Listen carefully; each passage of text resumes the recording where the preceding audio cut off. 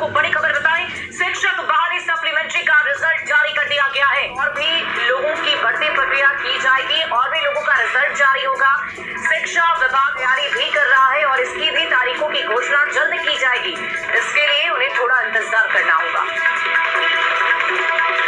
और इसी बीच पटना से बड़ी खबर, शिक्षक अभ्यर्थियों ने चेतावनी दी है। आंदोलन की चेतावनी दी गई है। सप्लीमेंट्री रिजल्ट के बाद चेतावनी दी है। कम रिजल्ट को लेकर उन्होंने नाराजगी जताई। मात्र 2773 सीटों पर बीपीएससी ने रिजल्ट जारी कर दिया है। बीपीएससी और शिक्षा विभाग पर वादा खिलाफी का आरोप लगाया है। बड़ी जानकारी शिक्षक बहाली परीक्षा से जुड़ी हुई आपको दे रहे। जैसे ही रिजल्ट की घोषणा हुई वैसे ही अभ्यर्थियों ने आंदोलन की चेतावनी दी है। उनका कहना है कि जिस तरीके से उन्होंने वादा किया था कि और लोगों का रिजल्ट जारी होगा, लेकिन ऐसा नहीं हुआ और ऐसे में विभाग पर वादा खिलाफी का आरोप अभ्यर्थियों ने लगाया है।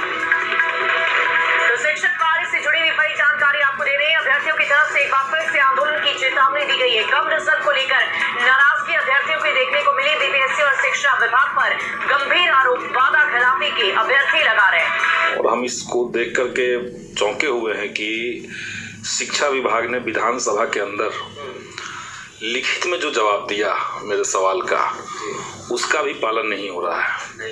हमने पूछा था कि ये अलग अलग तरीके से जो सीटें खाली रह गई हैं, एक ही पद के लिए एक ही व्यक्ति को 3-3 पद पे आपने रिजल्ट दिया है। कई लोग डीवी में छटे हैं, कई लोग उसके बाद छटे हैं, कई लोगों ने तो नियुक्ति पत्र ही नहीं लिया। तो ये कुल मिलाकर के लगभग 35 से 40 हज़ार के बीच में सीटें खाली हैं। पहले चरण, पहले टीआरई 1 के लिए मैं कह रहा हूँ।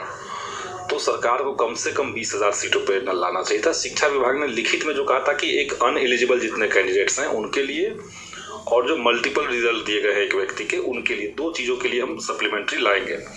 लेकिन उन 2 चीज़ों पे भी अगर लाया जाता तो कम से कम 10,000 सीटों पे लाना चाहिए था।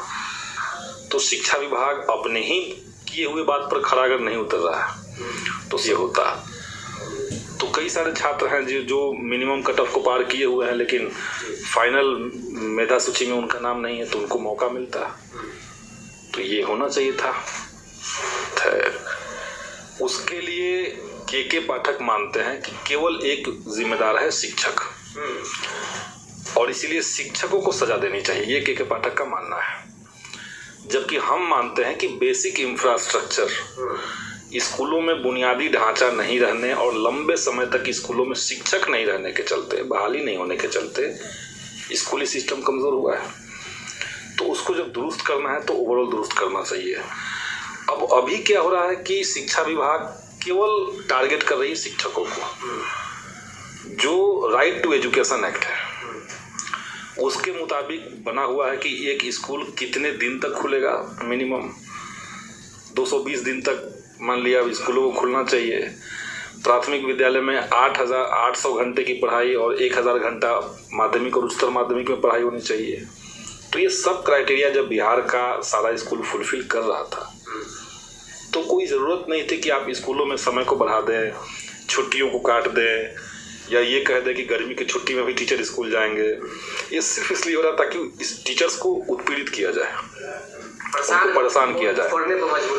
और ये के पाठक, हमें लगता है कि ये सब करके एक बड़ा तबका शिक्षकों का है जो अभी महागठबंधन सरकार के पक्ष में है, क्योंकि सरकार ने कहा है कि उनको राज्यकर्मी बनाएंगे। उसके भीतर सरकार के खिलाफ आक्रोश पैदा करवा रहे हैं। अब हम लोग खड़े हैं और वहाँ पे सबसे प्रमुख विभाग है शिक्षा विभाग, जो हर जनता से जुड़ा हुआ विभाग है।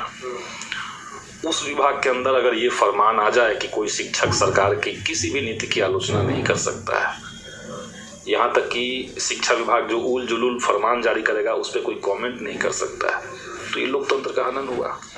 आप असहमति की आवाज़ों को अस्वीकार करने का जो साहस जनता में होना चाहिए, जो लोकतंत्र उसको देता है, उसको आप खारिज कर रहे हैं।